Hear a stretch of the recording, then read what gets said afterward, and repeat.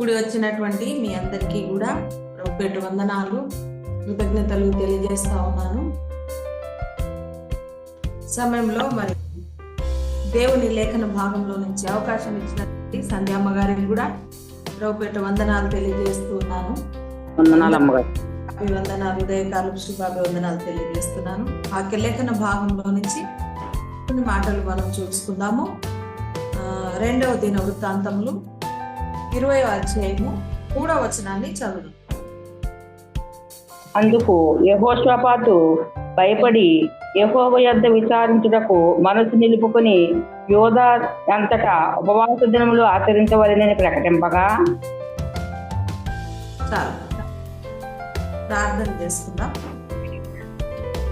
కృపా కనికరములు కలిగిన గొప్ప తండ్రి, పరిశుద్ధాత్మ దేవ, పాదాలకు వేలాది కోట్లాది స్తోత్రాలు చెల్లిస్తున్నాను యేసయ్య.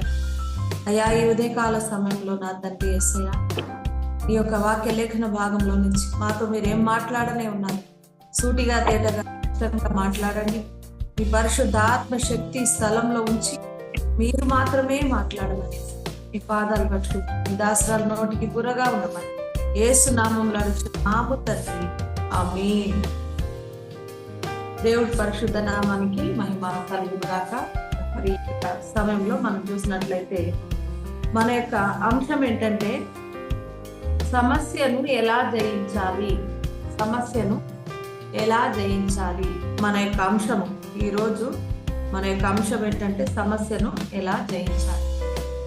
ఉదాహరణకు ప్రియమైన దేవుని బిడ్డల లేఖన భాగంలో మనకు ఎంతో మంది గొప్ప గొప్ప భక్తులు, గొప్ప గొప్ప మరి దేవుని బిడ్డలు సమస్య వచ్చినప్పుడు ఏం చేశారు అనేది మనం చూసుకుందాము. మనం చదివినటువంటి లేఖన భాగంలో నుంచి 2వ దిన వృత్తాంతం మనం చదివినప్పుడు 3 దేశాల వాళ్ళు దండెత్తి వచ్చారు యెహోషాపాతుని. ఈ యొక్క లేఖన భాగము మనందరికీ కూడా తెలిసిందే, సుపరిచితమైనటువంటి లేఖన భాగము.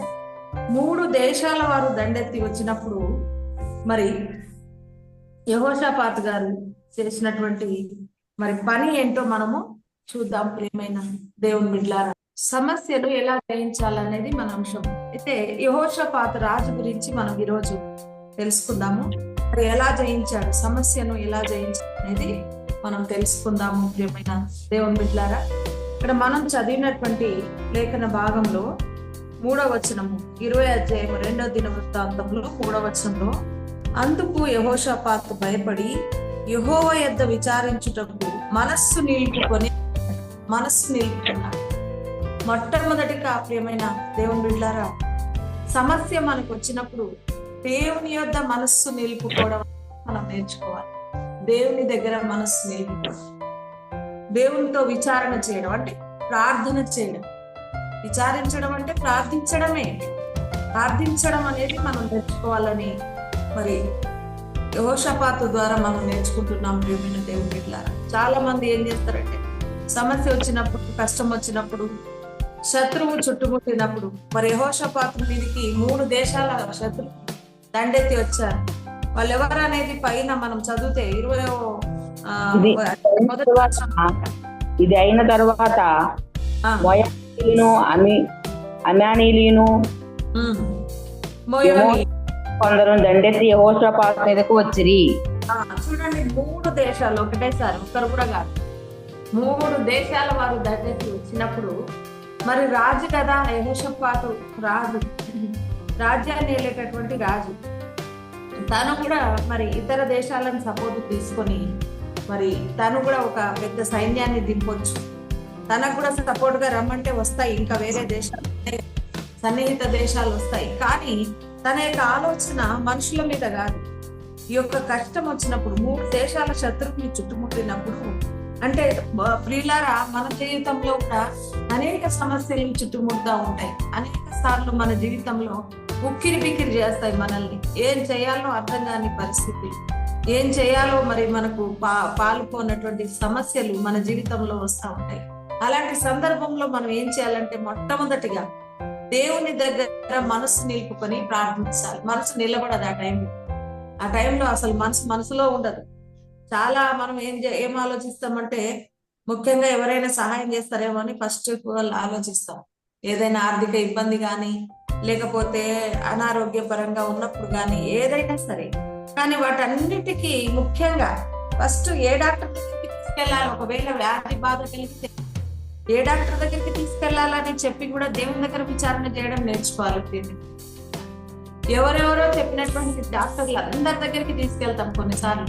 చివరికి మరి ఆ మళ్ళీ అదంతా తిరిగి మళ్ళీ మనం దేవుని దగ్గర ప్రార్థించడం మొదలు పెట్టాం. ప్రభువా, ఎన్నో హాస్పిటల్ తిరిగాం కానీ మరి ఇంకేమి కూడా మేలు జరగలేదు ప్రభువా మరి అని చెప్పి చెప్పడం మనం చూస్తూ ఉంటాం, ప్రార్థన చేస్తా ఉంటాం. అది కాకుండా ఒక వ్యాధి కలిగినా, ఒక బాధ కలిగినా, ఒక సమస్య మన జీవితంలో వచ్చినా కూడా మనం మనసు నిలుపుకొని ప్రార్థించడం అనేది నేర్చుకోవాలి. ప్రార్థన పరిస్థితులను మార్చగలుగుతుంది. ప్రార్థన గొప్ప ఆయుధం అని నేర్చుకోవాలి. ప్రియమైన దేవుని బిడ్డలారా, ప్రతి విశ్వాసం నేర్చుకోవాలి.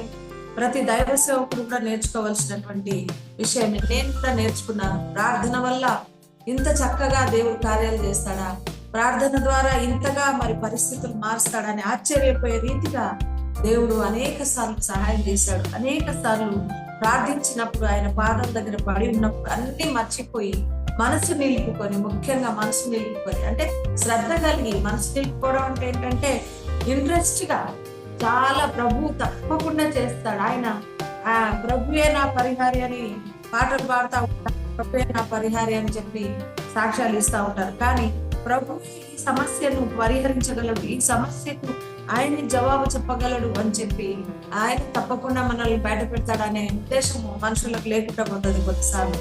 ఎందుకంటే ఆలోచన చెయ్యరు, ప్రభు దగ్గర ప్రార్థన చెయ్యరు. ప్రార్థించి చూద్దాం, ఆలోచిద్దాం అని అన్నారు. కానీ చాలా గొప్ప గొప్ప భక్తులు ఉపవాసం ఉండి ప్రార్థన చేసి విజయాలను సాధించారు.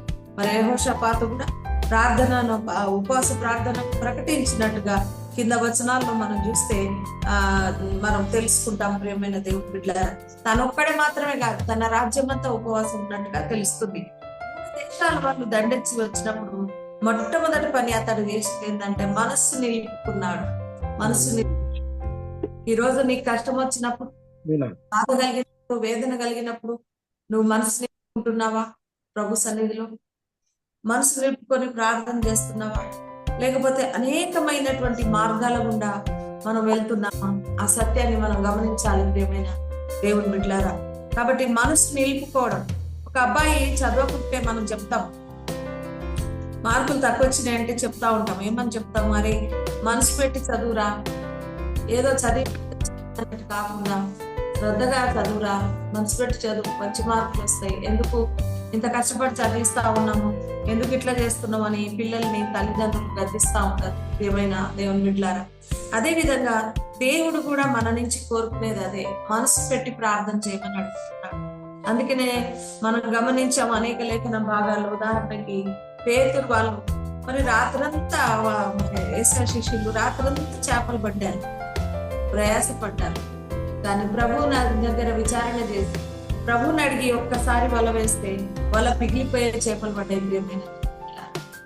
ఇది ఎంత విచిత్రము, ఎంత ఆశ్చర్యం.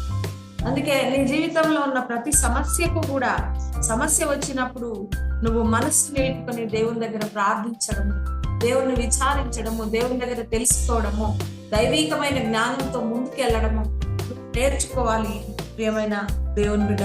అది జ్ఞాపకం చేసుకో. రెండోది ఇంకా ఏం చేయాలి? సమస్యను మనం జయించాలంటే ఇంకా ఏం చేయాలి? ఫస్ట్ పాయింట్ అయిపోయింది. రెండోది చూద్దాం. అదే అధ్యాయంలో 7-8 వచనాలు ఎవరైనా చదవండి. నీ తెలులైన ఇశ్రాయేలీయుల ఎదుట ఈ దేశము కాపురస్తులను తోలివేసి నీ స్నేహితుడైన అబ్రహాము యొక్క సంతతికి దీనిని శాశ్వతంగా నిచ్చిన మా దేవుడవు నీవే. వారు అందులో నివాసము చేసి కీడైనను, యుద్ధమైనను, తీర్పైనను, తెగులైనను, కరువైనను మా మీదకి వచ్చినప్పుడు మేము ఈ మందిరము ఎదుట నీ ఎదుటను నిలువబడి మా శ్రమలలో నీకు మొర్రపెట్టిన ఎడల నీ వాళ్ళకించి మమ్మను రక్షించుదు అని అనుకుని ఇచ్చట నీ నామము కొరకే ఈ పరిశుద్ధ స్థలమును కట్టించిరి. ఈ పేరు మందిరమునకు పెట్టబడిను కదా. దేవుడి పరిశుద్ధ నామానికి మహిమ కలుగును గాక. మరి రెండో విషయం ఏంటంటే నీకు సమస్య వచ్చినప్పుడు, నీకు శ్రమ వచ్చినప్పుడు నువ్వు చేయాల్సినటువంటి పని, రెండో పని ఏంటంటే గతంలో నీ దేవుడు నీ పట్ల చేసిన కార్యాలను ఒక్కసారి జ్ఞాపకం చేసుకోవాలి, గుర్తుకు తెచ్చుకోవాలి. అది గుర్తుకు రానే రాదు జనాలకి. ప్రియమైన దేవుని బిడ్డలారా, ఇజ్రాయెల్ ప్రజలు కూడా అంతే. బండ నుండి మధురమైనటువంటి జలాలు ఇచ్చినప్పుడు ఆహా ఓహా అని స్తుతిస్తూ తాగారు, అన్ని లక్షల మంది తాగారు. తర్వాత ఆకాశం నుంచి మన్నాను కురిపించాడు. తర్వాత వాళ్ళు మాంసం కావాలన్నప్పుడు కూరేళ్లను, పిట్టలను మరి కొన్ని దాదాపు 30 కిలోమీటర్ల దూరం వరకు కూరేళ్ళు, పిట్టలను ఆకాశం నుంచి పటపటా పడేటట్టు చేశాడు. 3 అడుగుల ఎత్తులో పడ్డాయి.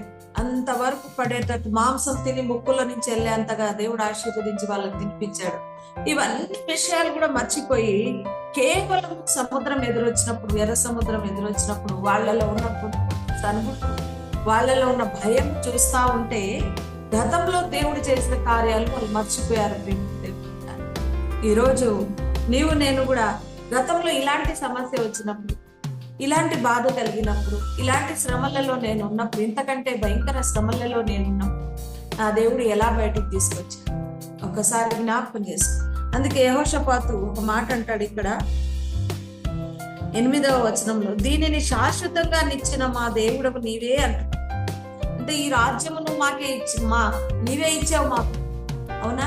అన్యులైన వారి చేతుల్లో నుంచి మరి మాకు ఈ యొక్క రాజ్యము మాకు వచ్చేటట్టుగా చేసినాం, మాకు ఈ స్వాస్థ్యం ఇచ్చింది నీవే, మరి ఇప్పుడు దీని విషయంలో కాపాడాల్సిన బాధ్యత కూడా నీదే అని చెప్తున్నాడు.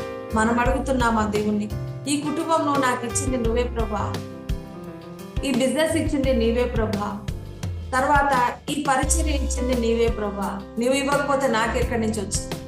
ఇది ఇచ్చినావు, మరి దీన్ని నిలబెట్టుకోవాలి. సమస్య వచ్చింది దీంట్లో, మరి దీన్ని ఎలాగా నేను మరి సాల్వ్ చేసుకోవాలి, సమస్యని ఎలా జయించాలి నేనని చెప్పి ప్రభు దగ్గర గతంలో దేవుడు చేసిన కార్యాలను జ్ఞాపకం చేసుకుంటూ ఆయన సన్నిధిలో మొరపెట్టడం నేర్చుకోవాలి. ప్రియమైనటువంటి దేవుని బిడ్డ, ఎందుకు జ్ఞాపకం చేసుకోవాలంటే కృతజ్ఞత కలిగిన ప్రార్థన అవసరమై ఉన్నది. కృతజ్ఞత.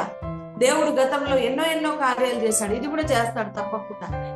ఇది కూడా ఇందులో నుంచి కూడా ఆయన తప్పకుండా మనల్ని బయట పెడతాడు, తప్పకుండా సహాయం చేస్తాడు.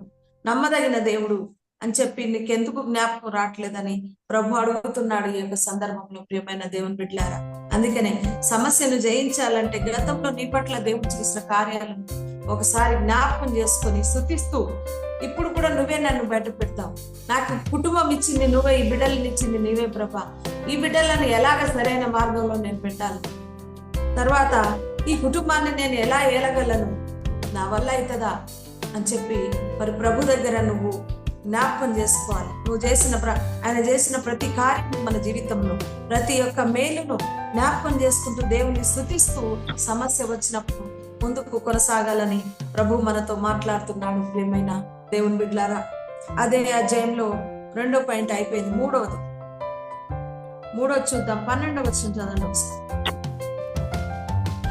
మా మీదికి వచ్చు ఈ గొప్ప సైన్యముతో యుద్ధము చేయుటకును మాకు శక్తి చాలదు, ఏమీ చేయుటకు మాకు తోచదు, నీవే మాకు దిక్కు అని ప్రార్థన చేసెను.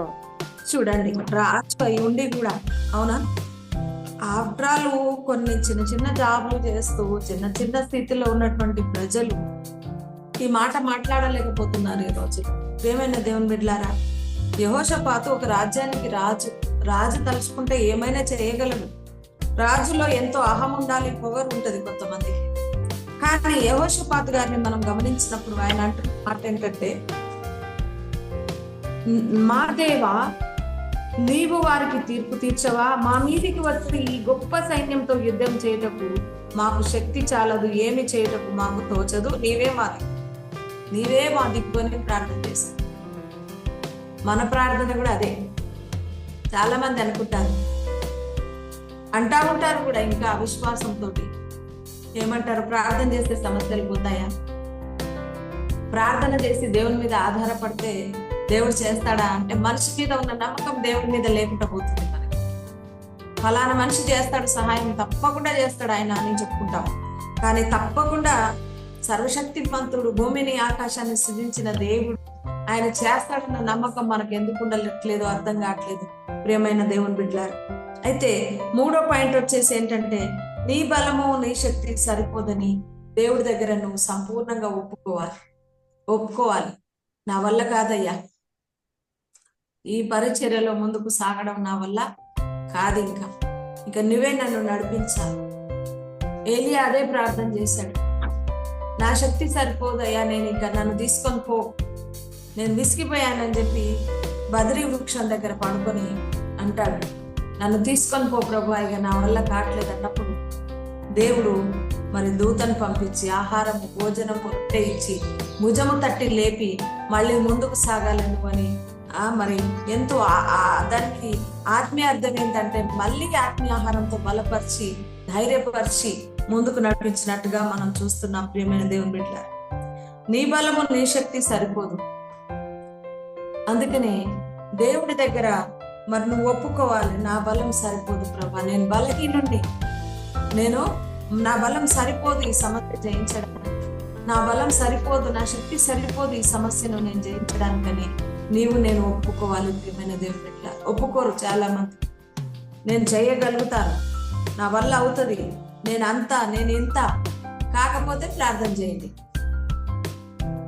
ప్రార్థన అయితే చేయండి, కానీ నేను దీన్ని సాల్వ్ చేసుకోగలుగుతాను, నా వల్ల అవుతుంది అనేటటువంటి డిమాండ్గా మాట్లాడుతూ ఉంటారు. అలా కాదు, నా వల్ల అసలు కానే కాదు, నా దేవుడు లేకపోతే నేను ఒక అడుగు కూడా ముందుకెళ్ళలేను, నా వల్ల కాదు అని చెప్పి ఎప్పుడైతే మనం ఒప్పుకుంటామో దైవ కార్యాలను మనం చూస్తాము. ప్రియమైన దేవుడు, రాజు అయినటువంటి మరి ఈ యొక్క యెహోషాపాతు గారు అన్న మాట ఏంటంటే, ఈ గొప్ప సైన్యంతో యుద్ధం చేయడానికి ప్రభా నా శక్తి చాలదు, నా బలం చాలు, నీవే మాకు దిక్కు, నీవే మాకు అండ. ఈ మాట అన్నప్పుడు దేవుడు ఎంతో సంతోషిస్తాడు కూడా. చాలాసార్లు నేను కూడా అలాగే ప్రార్థన చేశాను. చాలాసార్లు భయంకరమైన శోధన వచ్చినప్పుడు, భయంకరమైనటువంటి కష్టాలు కన్నీళ్ళు వచ్చి ఇంకా సిచ్యువేషన్ చాలా బ్యాడ్గా ఉన్నప్పుడు, ఇంకా ఎలా బయటపడాలో అర్థం కాని స్థితిలో ఉన్నప్పుడు ప్రార్థన చేసినప్పుడు దేవుడు నేనున్నానని వాగ్దానం ఇచ్చి ముందుకు నడిపించినాడు. ప్రభు యొక్క కృప గొప్పది. ప్రియమైన దేవుని బిడ్డలారా, అందుకనే ఆయనకు సరెండర్ అయిపోవడము, నీవే నా దిక్కు అంటే మాత్రం ఆయన చాలా సంతోషం. ఇది నాకు బాగా తెలుసు, నువ్వే నాకు దిక్కు, నీవే మాకు అండ, నీవు తప్ప వేరే ఆధారమే లేదు ప్రభా, వేరే ఆశ్రయమే లేదు, ఇంకా నువ్వే నా ఆశ్రయము, నా దుర్గము, నా శైలము, నా కేడము. అందుకే దావీదు అంటాడు 18 కీర్తనలు అనుకుంటా, దావీదు అంటాడు ఏమంటాడంటే, నా దేవుని సహాయం ఉంటే నేను ప్రాకారంలో దాటగలను. చూడండి ఆ మాట ఒకసారి, ఆ మాట అంటే చాలా ఇష్టం. 118 సార్ చూడండి కీర్తన.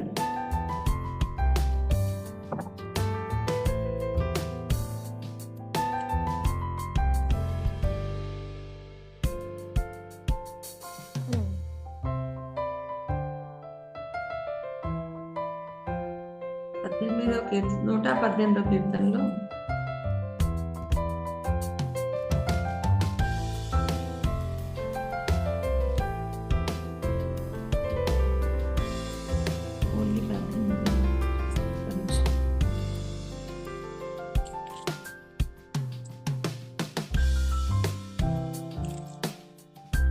ఉంటుందా ఒకసారి 18 కీర్తనలో నేను ఓకే చూడండి 18వ కీర్తన 29వ వచనం. 118 అండి. ఓన్లీ 18. నీ సహాయము వలన నేను సైన్యమును జయింతును, నా దేవుని సహాయము వలన ప్రాకారము దాటుదును. ప్రాకారములు దాటానంటాడు. నా దేవుని సహాయం వలన నేనేం చేయగలను? దాటగలను. చూడండి, సైన్యాన్ని కూడా జయిస్తానంటున్నాడు.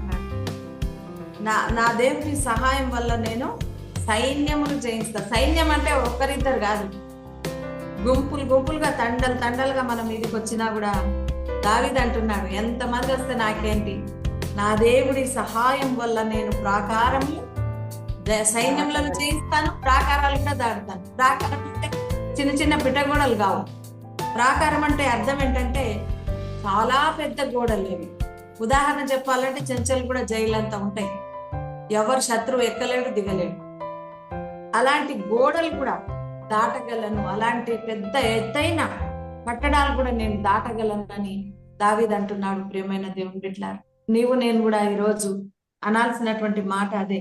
మా శక్తి సరిపోదు నాయన, మా బలం సరిపోదు, నీ సహాయం ఉంటే ఏమైనా చేయగలవు, నువ్వు కావాలి మాకు, మా బలం పూర్తిగా సరిపోదు, నేను బలహీనురాలని బలహీనుని ఎప్పుడైతే ప్రభు దగ్గర ఒప్పుకుంటావో దేవుని ఆశ్చర్య కార్యాలను మనం చూస్తాము. ప్రియమైన దేవుని బిడ్డలారా, యెహోషాపాతు గారు కూడా 12వ వచనంలో అదే అన్నాడు, మా ఈ గొప్ప సైన్యాన్ని జయించడానికి మాకు శక్తి చాలదు నాయన, ఏమి చేయటం కూడా మాకు తోచదు, నీవే మా దిక్కు అని చెప్పి ప్రార్థన చేసినట్టుగా మనం అక్కడ చూస్తా ఉన్నాము. ప్రియమైన దేవుని బిడ్డలారా, గమనించండి. ఇంకా లాస్ట్ గా మరి ఇలాంటి 3 అంశాలు మనం నేర్చుకున్నప్పుడు లాస్ట్ వాళ్ళకి ఏం జరిగిందో ఒక్కసారి చూద్దాం. 2వ దినవృత్తాంతములు 15వ అధ్యాయం 15వ వచనం, 20వ అధ్యాయం 15వ వచనం. యోధాలారా, యెరూషలేము పురస్తులారా, యెహోషాపాతు రాజా ఆలకించుడి, మనమందరమును ఆలకించుడి. యెహోవా సెలవిచ్చినది ఏమనగా, ఈ గొప్ప సైన్యములకు మీరు భయపడుకుడి, జడియకుడి, యుద్ధము మీరు కాదు దేవుడే జరిగించును. చూడండి, ఈ యుద్ధము మీరు కాదు దేవుడే జరిగిస్తాడని దేవుడు అక్కడ బయలుపరిచాడు. ఈ 3 పనులు యెహోషాపాతు గారు చేసినప్పుడు అక్కడ వాళ్ళు ఆత్మతో స్తుతిస్తూ వెళ్తున్నాడు, శిశువులతో పిల్లలతో యెహోవా సన్నిధి నిలబడి. అప్పుడు మరి వాళ్ళు వెళ్తూ ఉన్నప్పుడు ఒక వ్యక్తి మీదకి దేవుని యొక్క ఆత్మ దిగి వచ్చి దేవుడు మాట్లాడుతున్నాడు. ఏమంటున్నాడో తెలుసా? యూదా వార్లారా, యెరూషలేము కాపురస్తులారా, మరి యెహోషాపాతు రాజా, మీరందరూ ఆలకించండి. రాజుకు చెప్తున్నాడు, అక్కడ ఉన్నటువంటి ప్రజలకు చెప్తున్నారు. ఏమని చెప్తున్నాడంటే, మీరు భయపడకుడి, జడియకుడి, ఈ యుద్ధము మీరు కాదు దేవుడే చేస్తున్నాడు. 3 దేశాల వారు దండెత్తి వచ్చారని మీరు భయపడుతున్నారా? మీరు జడుస్తున్నారా? స్పష్టంగా మాట్లాడాడు దేవుడు ఆత్మ ఆ వ్యక్తి మీదకి వచ్చి. పైన మనం చదివితే తెలుస్తుంది. చూడండి, 14వ వచనం చదవండి. అప్పుడు మత్తన్యాకు పుట్టిన హుమోయేలు కుమారుడైన బెనాయాకు జననమైన జకర్య కుమారుడును ఆషాబు సంతతి వాడును లేవీయుడగు అహజేలును సమాజంలో ఉండెను. యెహోవా ఆత్మ అతని మీదకి రాగా అతడు ఎలాగో ప్రకటించెను. చూడండి, యహజీయేలు మీదకి వచ్చింది దేవుని ఆత్మ. వచ్చి అతడు ప్రకటిస్తా ఉన్నాడు. ఆత్మ అతని మీదకి వచ్చింది. స్తుతిస్తూ ప్రార్థన చేస్తూ వీళ్ళు వెళ్ళారు. ఆయుధాలే వెళ్ళలేదు వాళ్ళని ఎదుర్కోవడానికి. 3 దేశాల వాళ్ళని ఎదుర్కోవడానికి ప్రార్థించినప్పుడు దేవుడు ఒకటి బయలుపరిచారు వాళ్ళకి. ఏమని? మీరు స్తుతిస్తూ ఉండండి, అంతే, ఏమి చేయదు అని చెప్పినప్పుడు స్తుతి అనే ఆయుధాన్ని పట్టుకొని వాళ్ళు మరి వెళ్తా ఉన్నప్పుడు సడన్ గా ఆ యహజీయేలు మీదకి దేవుని ఆత్మ వచ్చి దేవుడు మాట్లాడాడు. ఏమని? మీరు జడియకుడి, భయపడకుడి, మీ తరపున యుద్ధము చేసేది దేవుడే, మీరు కానే కాదని చెప్పారు. అలాగే వీరు యుద్ధం చేయలేదు, ఆయుధాలు పట్టుకోలేదు. వీరు స్తుతిస్తూ వెళ్తా ఉండగానే శత్రువు తనలో తానే అక్కడ మాటకాండ్రను దేవుడు ఏర్పాటు చేసి, అదే మనం మొత్తం చదివితే తెలుసు, తర్వాత ఏర్పాటు చేసి వాళ్ళలో వాళ్ళు తెలుసుకొని చచ్చిపోయారు. ఆ కొల్ల సొమ్ము కొలుచుకొని రావడానికి వీళ్ళకి 3 రోజులు పట్టింది. వాళ్ళ బాడీస్ మీద ఉన్న శవాల మీద ఉన్నటువంటి అన్ని మరి బంగారం, వెండి ఆభరణాలన్నీ కొలుచుకొని వచ్చారు. అంటే ఎంత అసలు యుద్ధం చేయకుండానే ఇటు ఐశ్వర్యం, ధనం వచ్చింది, యుద్ధంలో జయం వచ్చింది, ఎన్నో ఆశ్చర్య కార్యాలు దేవుడు చేశాడు. అంటే కారణం ఏంటంటే, ఈ పైన తను పాటించినటువంటి 3 అంశాలు ఏంటంటే, సమస్య వచ్చినప్పుడు ఒకసారి చెప్పండి, ఏం చేయాలి? సమస్య వచ్చినప్పుడు మనసు దేవుని దగ్గర మనసు నింపుకోవాలండి. మనసు నిలుపుకొని ప్రార్థించాలి. అవునా? మనసు కొంచెం పెట్టుకోవాలి, కొంచెం భయం ఉంచుకోవాలి, కడుపులో ఉంచుకొని దేవుడు తప్ప నాకెవరు ఆధారం లేదని ఆయన దగ్గర విచారణ చేయాలి నిలుపుకొని. రెండో పాయింట్ చెప్పినప్పుడు నేనైనా ఓకే. రెండో పాయింట్ ఏంటంటే, ఎవరైనా చెప్తారా?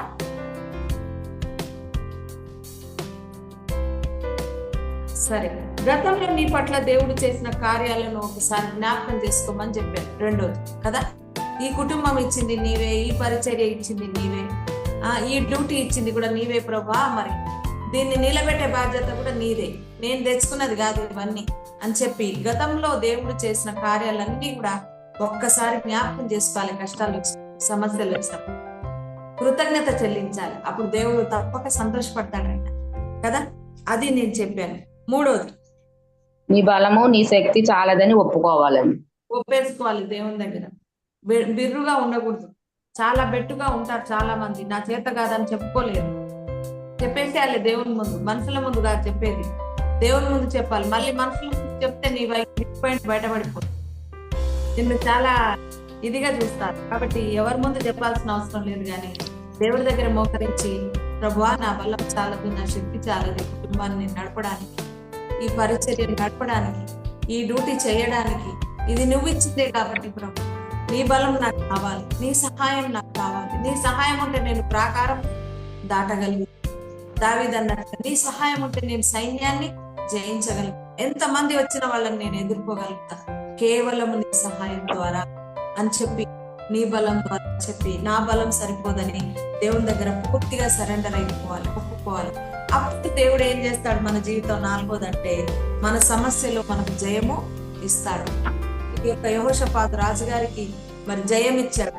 అన్ని 3 దేశాల వారు దండెత్తి వచ్చినా కూడా తను ఏమి కంగారు టెన్షన్ ఏం పడలేదు. ప్రార్థన ద్వారానే జయించాడు. పైన చెప్పిన ఈ 3 అంశముల ద్వారానే జయించి, యుద్ధము మీరుగా చేసేది నేనే అని దేవుడు స్పష్టంగా సూటిగా వాళ్ళతో మాట్లాడినాడు. దైవ కార్యాలను వాళ్ళు చూశారు. పెట్టిన దేవుని బిడ్డలారా, అందుకనే ఎప్పుడు కూడా సమస్య వచ్చినప్పుడు మనము ఎలా జయించాలో నేర్చుకోవాలి. ఎలా జయించాలంటే పరిగెత్తడం కాదు, వాళ్ళని వీళ్ళకి ఏదైనా అడగడం కాదు, వాళ్ళ వీళ్ళ సహాయం కోరడం కాదు, కానీ మొట్టమొదటిది ఏంటంటే మనసు నిలుపుకొని ఆయన సన్నిధిలో ప్రార్థించి, అయ్యా ఈ కష్టం వచ్చింది, అయ్యా ఈ బాధ వచ్చింది, ఈ రోగం వచ్చింది, ఈ సమస్య వచ్చింది, నేనేం చేయాలి, దీన్ని ఎలా జయించాలి నేను అని చెప్పి ఆయన పాదాల దగ్గర మనసు నిలుపుకొని ప్రార్థించాలి. రెండవది, ఆయన గతంలో ఇంతకంటే ఎక్కువ క్రిటికల్ పొజిషన్ వచ్చినప్పుడు దేవుడు కాపాడండి నేను, అది ఒకసారి జ్ఞాపకం చేసుకోవాలి. ప్రభా అనేక సార్లు కాపాడినావు కదా, ఇప్పుడు కూడా నువ్వు కాపాడాలి, ఇప్పుడు కూడా నువ్వే నాకు సహాయం చేయాలి, ఇవన్నీ నువ్వు నాకు ఇచ్చింది నువ్వే అని చెప్పి ఒకసారి జ్ఞాపకం చేసుకోవాలి. మూడోది ఏంటంటే నీ బలం సరిపోదని ఒప్పుకోవాలి. దేవుని దగ్గర పూర్తిగా ఒప్పుకోవాలి. నువ్వే మాకు దిక్కు అని ప్రార్థన చేశాడు యెహోషాపాతు. అలాగే మనం కూడా చేయాలి. అప్పుడు దేవుడు సంతోషపడి నీకు విజయాన్ని ఇస్తాడు. నాలుగోది ఏంటంటే అప్పుడే కదా సమస్యల్లో నుండి జయం వచ్చింది వాళ్ళకి. దేవుడు మాట్లాడింది, దేవుని ఆత్మ మాట్లాడింది. ఏమని? యూదా వారులారా, యెరూషలేము కాపురస్తులారా, మీరే యుద్ధం మీరుగా చేసేది, జరియకుని భయపడకండి, నేనున్నాను మీ పక్షానని వాగ్దానం ఇచ్చాడు దేవుడు. అంటే మీరు ఆధారపడేటటువంటి విధానాన్ని బట్టి తప్పకుండా దేవుడు మనకు వాగ్దానం ఇస్తాడు. మనం ఆధారపడాలి ఆయన మీద, మనం ఒప్పుకోవాలి బలహీనతలు. నేను బలహీనుడిని అని ఒప్పుకోవాలి ప్రేమైన దేవుడి బిడ్డ. అప్పుడే దేవుడి కార్యాలు స్టార్ట్ అయింది. అందుకనే ఆశ్చర్యకరమైనటువంటి దేవుడు మనల్ని ఎంతగానో సహాయం చేసి జయమును అనుగ్రహిస్తారు. ఓడిపో, అవునా, నేను ఓడిపోనయా, నువ్వు నా పక్షాన ఉండగానే పాట పాడుతూ ఉంటారు. నిజంగా ఓడిపోవని నీకు తెలిస్తే మరి దేవుని మీద ఎందుకు ఆధారపడట్లేదు? ఓడిపోనయ్యా అని పాట పాడుతారు. కృంగినప్పుడు, కష్టాలు వచ్చినప్పుడు, అవమానాలు నిందలు వచ్చినప్పుడు ఓడిపోయినట్టు కాదండి. అది ముందుకు మెట్టు ఒకటి, అది ముందుకు సాగడానికి ఒక బ్రేక్ మనకు అంత మాత్రమే. కానీ మనం ఎప్పటికీ ఓడిపోము. దేవుని బిడ్డలు ఎప్పుడు కూడా ఓడిపోరు. అలాంటి సత్యాన్ని మనం గమనించాలి. ఈ కొద్ది మాటలు దేవుడు తన వెనుకల్లో దీవించి ఆశీర్వదించి ఉదయకాల సమయంలో చక్కటి వాక్యం గురించి అమ్మగారికి వందనాలండి. మరి యెహోషాపాతు గురించి మరి 3 రాష్ట్రాలు ఎందెత్తి వచ్చినప్పటికీ ఎక్కడ కూడా జడియకుండా దేవుని మీద ఆధారపడి ఉన్నాడని, దేవుణ్ణి పట్టుకొని ఉన్నాడని చక్కగా వివరించిన అమ్మగారికి వందనాలు. చక్కటి వాక్యాలు వివరించారండి. అది మొదటగా దేవుని దగ్గర మనసు నింపుకొని ఉండాలని, ఎన్ని కష్టాలు వచ్చినా, ఇరుకులు వచ్చినా, ఇబ్బందులు వచ్చినా, ఎంత మరి చెప్పుకోలేని సమస్యలు వచ్చినా, వ్యాధులు వచ్చినా సరే మనం దేవుని మీదే మనసు నిలుపుకొని ఉండాలని చెప్పారు. మరి దేవుడు చేసిన కార్యాలు జ్ఞాపకం చేసుకోవాలండి. రెండవదిగా దేవుడు చేసిన కార్యాలు మనం ఏం చేయాలంటే మర్చిపోకుండా అనుదినము కూడా జ్ఞాపకం చేసుకొని ఉండాలి. మూడవదిగా నా శక్తి నా బలము చాలదని దేవుని దగ్గర ఒప్పుకోవాలండి. మరి ఏ కష్టం వచ్చినా దేవుడే మనకు సహాయకుడుగా ఉంటాడు. మరి ఒప్పుకున్నప్పుడైతే అలాగే సమస్యల నుండి మనకి అప్పుడు మనం ఎన్ని చేసినప్పుడు సమస్యల నుండి మనకి జయం వస్తుందని మరి చక్కగా వివరించారు. యెహోషాపాతు చేసినట్లుగా మనము కూడా మనందరం కూడా చేసేలాగా మరి మనం చాలా అంశాలు నేర్చుకుందామండి ముందు ముందు. మరి అన్ని అంశాలను బట్టి చెప్పిన పాస్టర్ గారికి వందనాలండి. వందనాలు అమ్మగారు. ఐక్య నిమిత్తం ప్రార్థన చేసుకుందాం. ఇష్టమైన రూపు చేసి నీ చేతి స్పర్శతో ప్రతిక్షణం నన్నాదరించి మహిమా స్వరూపుడా నా చేయి విడువక, మహిమా స్వరూపుడా నా చేయి విడువక, అనురాగం నా పైన చూపించుచున్నావు, అనురాగం నా పైన చూపించుచున్నావు. అనురాగ నిలయుడా ఐశ్వర్యవంతుడా, అనురాగ నిలయుడా ఐశ్వర్యవంతుడా, కనికరా పూర్ణుడా నా యేసయ్యా, కనికరా పూర్ణుడా నా యేసయ్యా. దేవానికి స్తోత్రము స్తోత్రము. నిజమే నా తండ్రి, కష్టాల కొలిమిలో నుండి నాయన నీకు ఇష్టమైనటువంటి రూపుగా చేసుకున్నావు. దేవానికి నీ చేతి స్పర్శతో ప్రభా అనుక్షణము మమ్మల్ని ఆదరిస్తున్నటువంటి దేవుడు. దేవానికి స్తోత్రములు స్తోత్రము. నిజమే నా తండ్రి, అనురాగం చూపించేటువంటి దేవుడు, అనురాగ నిలయుడై నాయన ప్రభా ఐశ్వర్యవంతుడవు. దేవానికి స్తోత్రము.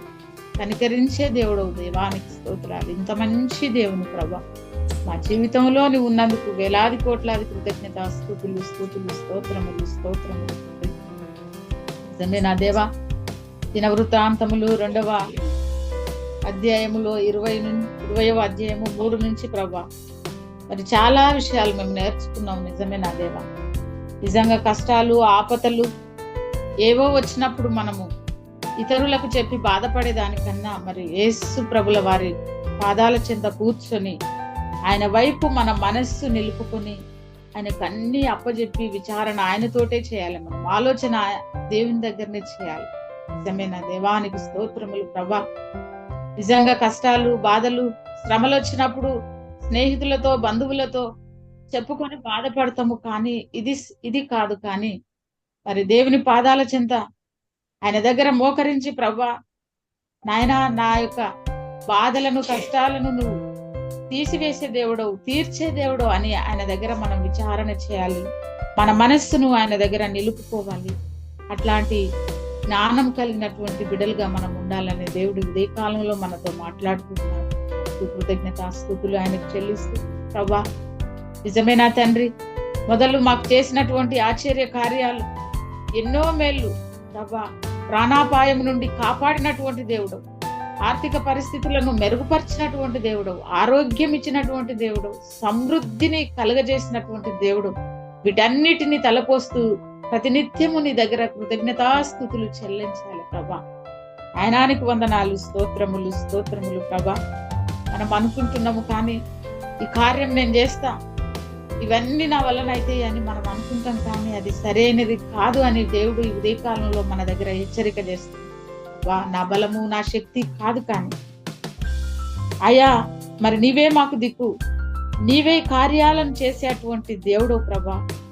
మరి నీవు సహాయంగా మాకు లేకపోతే మేమేమైపోతాము అని ఆయన దగ్గర మనము ప్రయాసపడి ఆయన దగ్గర ఒప్పుకోవాలి. ఇది నిజమైనటువంటి సత్యమైనటువంటి మాట ప్రభా. మాకు సహాయం చేసేటువంటి దేవుడు. నిజమే నా శక్తి కాదు, నా బలము కాదు, కానీ అయా నువ్వే ఉండి తోడుగా ఉండి సహాయం చేసేటువంటి గొప్ప దేవుని ప్రభా, నీకు కృతజ్ఞతాస్తుతులు ఆయన. మరి సమస్తము ప్రభా నువ్వు కాపాడే దేవుడవు తండ్రి, నీకు స్తోత్రాలు.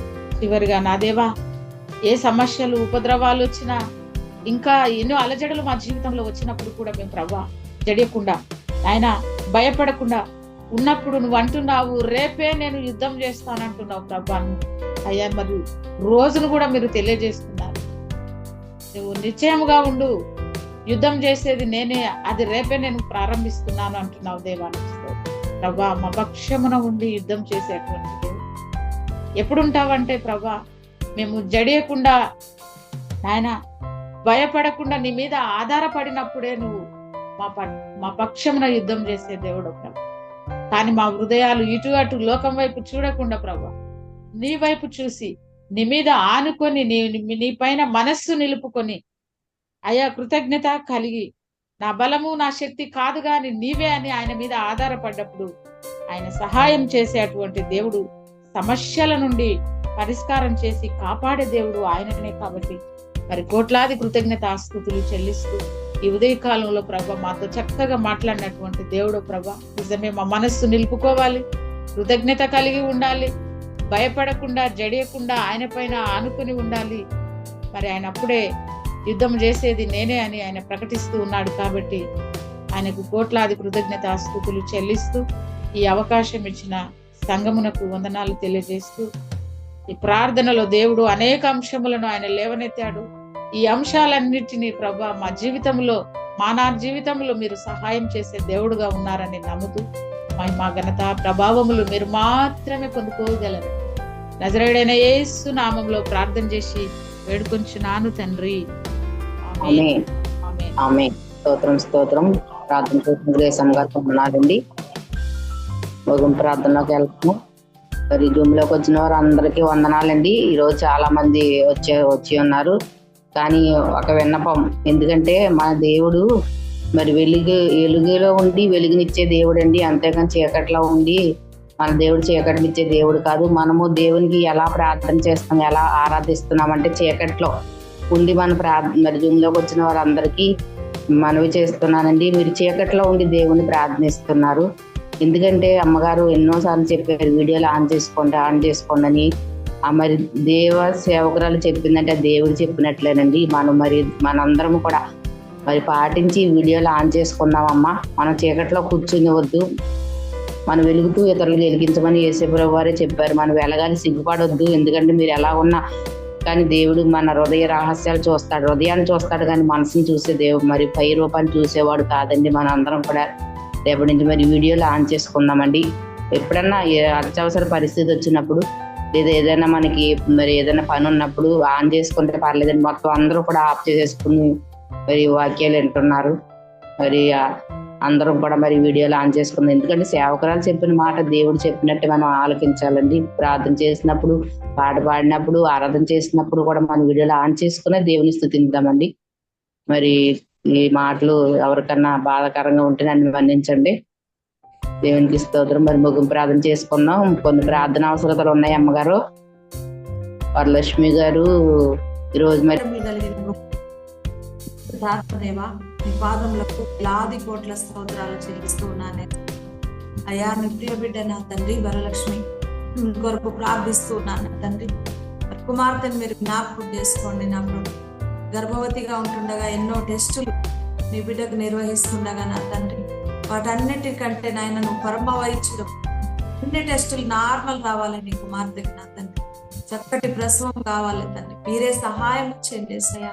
ఆ బిడ్డ యొక్క గర్భమును మీరు ముట్టండి, పిండమును మీరు ముట్టండి యేసునామం. దేవా మీకు వందనాలు చెల్లిస్తున్నాను ఆయన. అదే విధంగా నా తండ్రి అయ్యా మరి తండ్రి హైమావతి గారి తండ్రి యొక్క కంటి ఆపరేషన్ విషయం మీరు చేసినటువంటి మేలును బట్టి వందనాలు.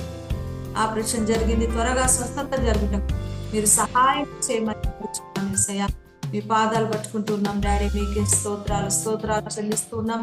అదేవిధంగా సంధ్యామ్మ గారిని బట్టి, వారి భర్త గారిని బట్టి నీకు వందనాలు ప్రభా. వారిద్దరికి కూడా ఆయన షుగర్, కిడ్నీ టెస్టులు నార్మల్ రావాలి ప్రభా. అయ్యా బిడ్డలు భయపడిపోకుండా యెహోవాతో విచారణ చేసే బిడ్డల్లాగా, ప్రార్థనకు అవసరత కోరుతున్నట్టు బిడ్డల్లాగా ఉంటున్నారు. నిజమే తండ్రి, ఎంత విశ్వాసంతో అడుగుతున్నారు. జోములు మా కొరకు ప్రార్థించండి, ఫలానా సమస్య ఉందని చెప్తున్నారంటే అయ్యా వాళ్ళలో ఎంతో ఆసక్తిని చూస్తున్నారు. నిజంగా ఈ స్థలంలో ప్రార్థించిన ప్రతి ప్రార్థన చూపుతున్నారు తండ్రి. మీరు వింటున్నారు ప్రభా, మీరు జవాబిచ్చారు తండ్రి. అందరిని బట్టి మీకు స్తోత్రాలు చెల్లిస్తున్నారు అయ్యా నా తండ్రి. అనేకులైతే ప్రభా మేలు ప్రార్థన ద్వారా తిరిగి సాక్ష్యం కూడా ఇవ్వలేకుంటున్నారు. మీరు జ్ఞాపకం చేసుకోండి ఒకసారి. మేలు చేసే దేవుడు అయ్యా, నువ్వు కృప కలిగిన దేవుడు. 2-3 ఎక్కడైతే ఏకీభవించి ప్రార్థిస్తారు వారి మధ్యలో నేను ఉంటానని చెప్పినవు తండ్రి. అంతకంటే జనాంగంగా అయ్యా అయ్యా మేము ఏకీభవించి ప్రార్థిస్తున్నాం. మీరు సహాయం చేయండి, కృప చూపండి. సంధ్య అమ్మగారికి నాయన వారి యొక్క హస్బెండ్ కు నాయన నార్మల్ రిపోర్ట్స్ రావాలి తండ్రి, వందనాలు. అదే విధంగా మీ ప్రియదాసులు సత్యనారాయణ గారిని మీరు జ్ఞాపకం చేసుకోండి.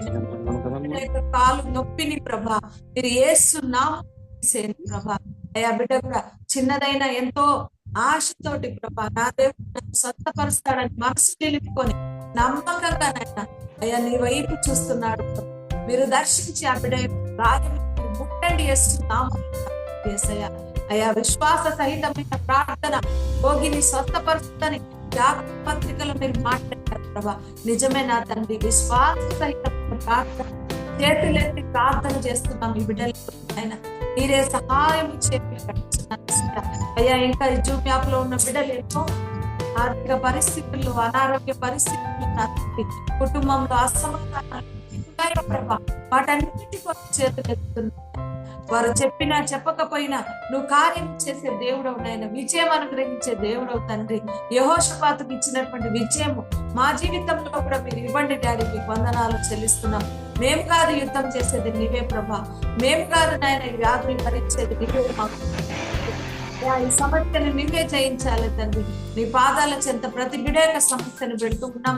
మీరే సహాయం చేయండి, కృప చూపండి, స్వస్థపరచండి, సమస్యల నుంచి విడుదల చేయమని నీ వైపు చేతులు ఎత్తుతున్నాయన. ప్రతి ప్రార్థన విజ్ఞాపన నా తండ్రి నీ సన్నిధికి ధూపం వల్ల చేరిందని నమ్ముచు నా ప్రభునతి పరిశుద్ధుడు నేను యేసు క్రీస్తు నామములో అడుగుచున్నాను తండ్రి, ఆమేన్.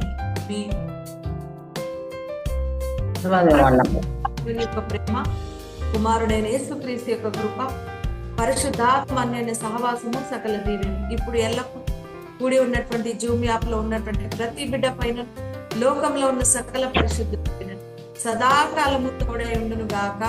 ఆమేన్.